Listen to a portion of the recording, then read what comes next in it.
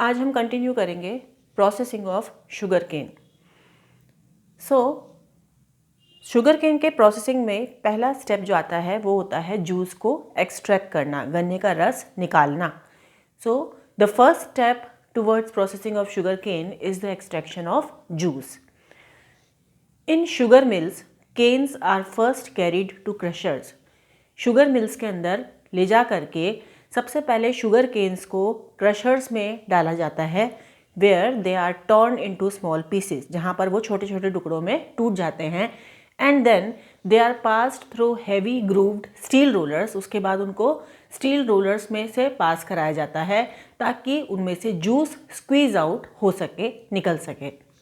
The final baggage left out after extraction of juice consist of unextracted sugar, woody fiber and 45 to 55% of water।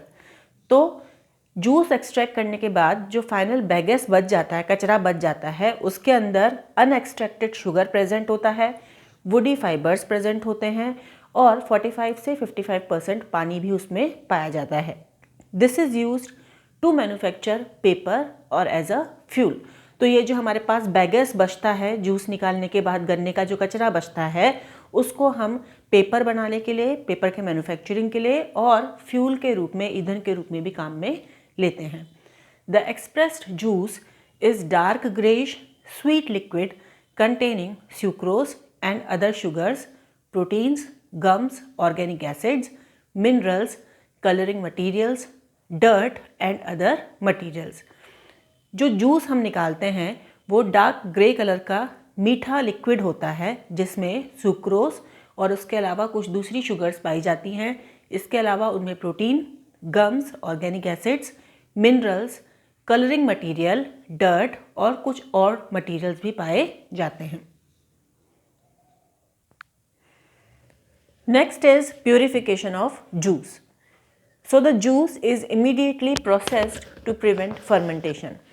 Juice जो हम निकालते हैं, extract करते हैं, उसकी तुरंत प्रोसेसिंग की जाती है ताकि उसमें फर्मेंटेशन ना हो।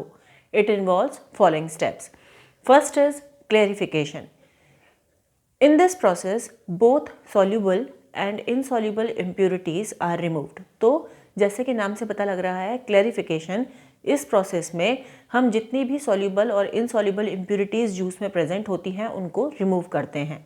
Juice is first strained to remove the insoluble and suspended particles. सबसे पहले जूस को छाना जाता है ताकि उसमें प्रेजेंट इनसॉल्यूबल और जितने भी सस्पेंडेड पार्टिकल्स हैं वो रिमूव हो सकें। Then clarifying agents are applied. उसके बाद में स्ट्रेनिंग करने के बाद हम उसमें क्लैरिफाइंग एजेंट्स को डालते हैं। By the process of sulfitation and carbonation, most of the free organic acids and phosphates are removed as insoluble calcium salts. Now, the proteins and colloidal coloring matter are removed from the solution as thick scum appearing on the surface. जितने भी proteins होते हैं और जितने भी colloidal colouring matters present होते हैं solution में से, उनको रिमूव कर दिया जाता है एक मोटी सी स्कम या लेयर या परत के द्वारा, जो कि सरफेस पर या सतह पर बनती है। प्रेसिपिटेशन या प्रेसिपिटेटेड कैल्शियम सॉल्ट्स जो होते हैं और इसके अलावा जो थर जिसे हम स्कम कहते हैं, उसको रिमूव किया जाता है फिल्ट्रेशन के द्वारा। The juice is now clear and dark coloured. उसके बाद जो हमको जूस प्राप्त होता है वो बिल्कुल साफ़ होता है, क्लियर होता है और गाढ़े रंग का यानी कि डार्क कलर का होता है। After clarification of juice the next process is evaporation. Now in this process the clarified juice contains about 85% of water. जो क्लैरिफिकेशन के बाद हमको जूस मिलता है उसमें लगभग 85% पानी प्रेजेंट होता है। It is now led to evaporators. उसके बाद हम जूस को इवेपोरेटर्स में ले जाते हैं, where it is boiled under reduced pressure, जहाँ पर उसको कम दाब में बॉयल किया जाता है, until it becomes a thick syrup. और तब तक हम उसको बॉयल करते हैं रिड्यूस्ड प्रेशर में जब तक कि वो एक थिक सिरप में कन्वर्ट ना हो जाए। The juice contains 65% solid and 35% water. तो हमको जो जूस मिलता है आफ्टर इवेपोरेशन, उसमें 65% सॉलिड प्रेजेंट होता है एंड 35% वाटर उसमें पाया जाता है। Next is crystallisation.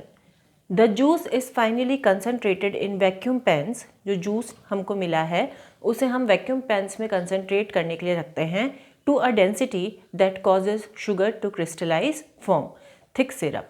नाउ उसको इतनी डेंसिटी पर रखते हैं जिससे कि जो शुगर है वो क्रिस्टलाइज हो जा करके और थिक सिरप में कन्वर्ट हो जाए।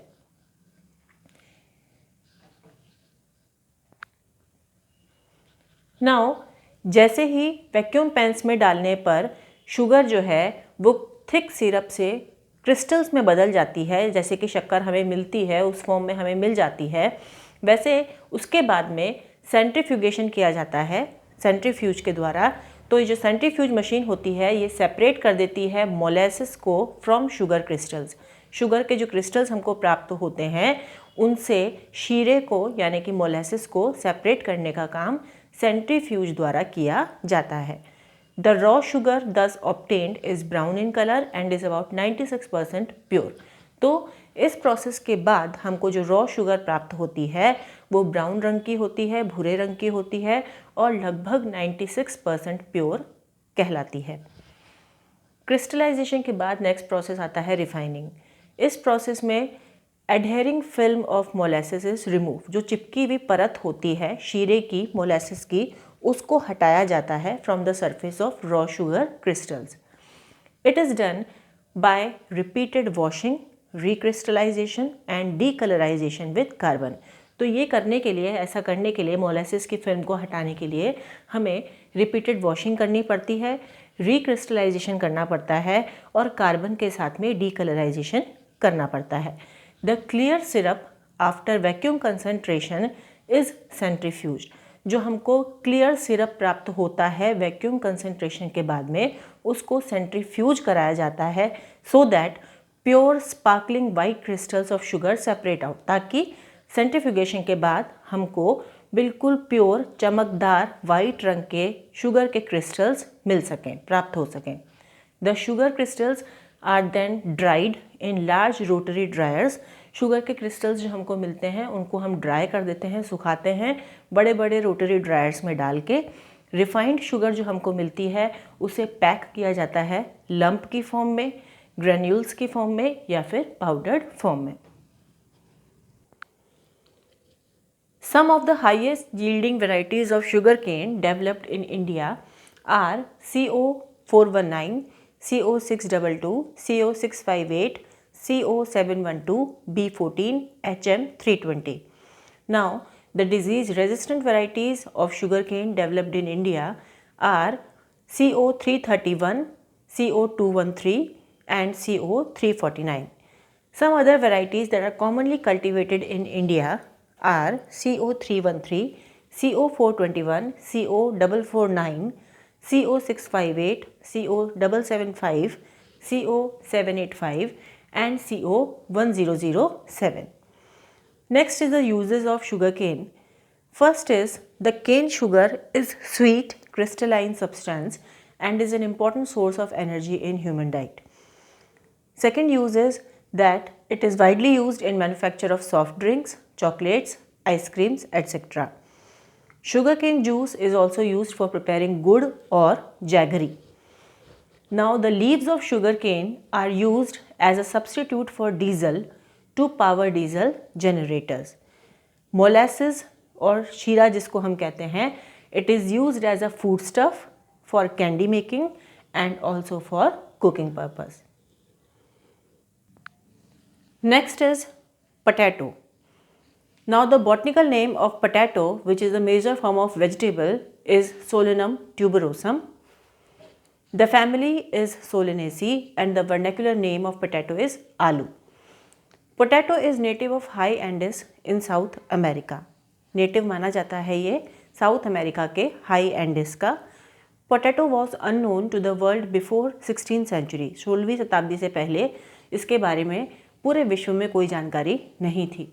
It was introduced into Spain in 1534 and England in 1586. From Europe, it is spread to other parts of the world. Europe से पोटैटो विश्व के दूसरे भागों में फैला. It was introduced to India in the late 16th or early 17th century by the Portuguese or the British. Bharat में 16वीं शताब्दी के आखिरी में या फिर 17वीं शताब्दी के शुरुआत में ये पोर्चुगीज़ द्वारा या ब्रिटिश द्वारा इंट्रोड्यूस किया गया.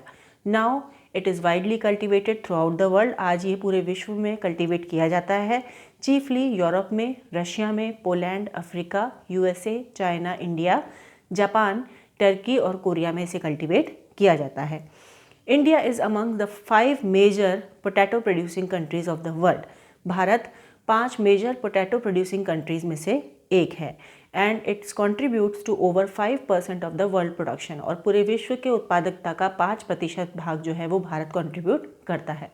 It is cultivated on 1.2 million hectares. 1.2 million hectares में इसको उगाया जाता है, जो कि टोटल क्रॉप्ड एरिया जो इंडिया का है उसका 0.67% होता है. Total potato production in India during 2007-8 was 30.44 million tons. Potato plant is erect, branching and spreading annual, attaining a height of 1 to 1.25 meter.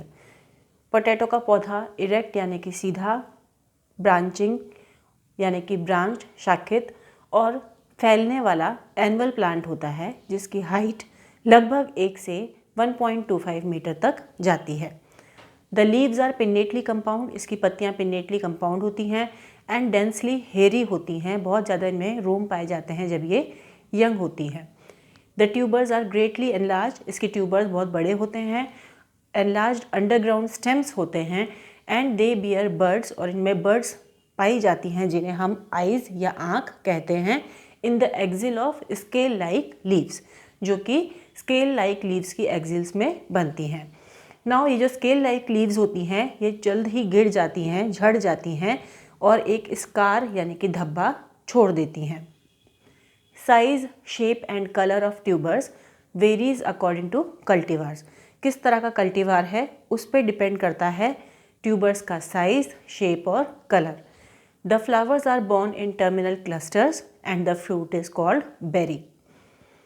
Now potato is a crop of cool moist region. ठंडी जगहों पे उगने वाली ये फसल है and grows best in climate where cool nights alternate with warm days. ऐसी जगह पर ये फेवरेबल होता है जहाँ पर रातें ठंडी होती हैं और दिन गर्म होते हैं, जिस समय इनमें ट्यूबर्स का फॉर्मेशन हो रहा हो. मीन टेम्परेचर जो ज़रूरी होता है इसके लिए फेवरेबल होता है वो 15 एंड 21 डिग्री सेल्सियस के बीच होना चाहिए. और एनुअल रेनफॉल जो इसकी ग्रोथ को फेवर करती है वो है 50 to 75 centimetre. Now potato can be grown in almost any type of soil. लगभग हर प्रकार की मिट्टी में ये उग जाता है, लेकिन जो आइडियल सॉइल मानी जाती है इसकी फसल के लिए वो होती है जिसमें कि वेल ड्रेन्ड, वेल एरेटेड और डीप हो, गहरी हो, जो कि इसमें पानी की ड्रेनेज अच्छी हो, हवा की एरेशन अच्छा हो और जो गहरी हो, वो इसके लिए बेस्ट मानी गई है. और ऐसी मिट्टी जिसका pH रेंज 5.2 से 6.4 के बीच में प्रेजेंट हो. पोटैटो का प्रोपगेशन या प्रवर्धन लगभग ट्यूबर्स के द्वारा होता है जिन्हें हम इसकी सीड्स कहते हैं. They are sown whole. तो इन सीड्स को या तो हम पूरा का पूरा कंप्लीट बो देते हैं या फिर इनको टुकड़ों में कट करने के बाद जनरली खांचों में या रिजेस में डाला जाता है जो कि 0.9 मीटर दूरी पर होते हैं. और सीड्स के बीच की जो स्पेसिंग होती है एक रो में वो वेरी करती है 20 से 30 सेंटीमीटर के बीच में. फार्म यार्ड मैन्योर और compost at the rate of about 30,000 kg per hectare is added in the soil 3 to 4 weeks before sowing. Sowing से पहले 3 से 4 हफ्ते पहले फार्म यार्ड मैन्योर या कंपोस्ट जो कि 30,000 kg पर हेक्टेयर के रेट से मिट्टी में ऐड किया जाता है. बिसाइड्स इसके अलावा 400 kg ammonium sulphate, 500 kg super phosphate and 140 kg potassium sulphate per hectare apply किया जाता है खांचों में, फरोज में at the time of sowing. The crop needs irrigation at frequent interval. थोड़े थोड़े इंटरवल के बाद में उसकी फसल को सिंचाई की आवश्यकता पड़ती है. Long days, high temperature and high nitrogen favors the heavy growth of plant. The crop is ready for harvesting after 3.5 to 4 months of sowing. बोने के 3.5 से 4 महीने के अंदर फसल काटने के लिए तैयार हो जाती है. The tubers are usually hand digged. इसके ट्यूबर्स को हाथों से खोद करके बाहर निकाला जाता है या फिर मैकेनिकली भी हार्वेस्ट किया जा सकता है. They are then washed out. उसके बाद इनको धोया जाता है ताकि जितनी भी सॉइल रेसिड्यू इसमें है वो हटा सकें और उसके बाद इसे ठंडे इन्वायरमेंट में, ठंडे वातावरण में स्टोर करके रखा जाता है.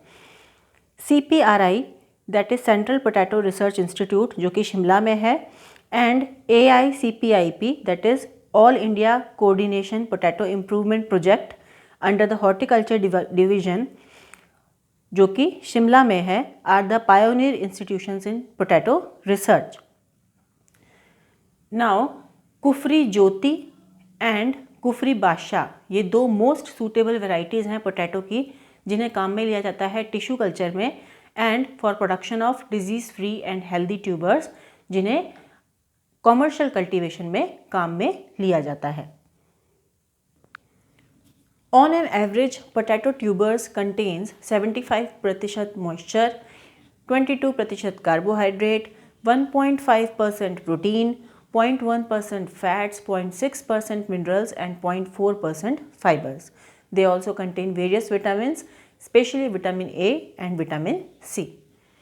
Next is the uses of potato. Potato is one of the principal cash crop and contributes to the national economy in many ways. एक प्रमुख कैश क्रॉप के रूप में इसको जाना जाता है जो कि हमारी जो नेशनल इकोनॉमी है इसको बढ़ाने में कंट्रीब्यूट करता है कई प्रकार से. It is widely consumed as food and used in variety of ways. इसे खाने के रूप में ज़्यादातर कंज्यूम किया जाता है और इसके अलावा और भी कामों में से लिया जाता है. It is amongst richest food in potassium and poorest in sodium.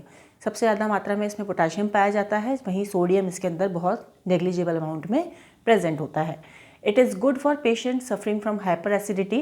Hyper acidity के जो पेशेंट्स होते हैं उनके लिए अच्छा माना जाता है.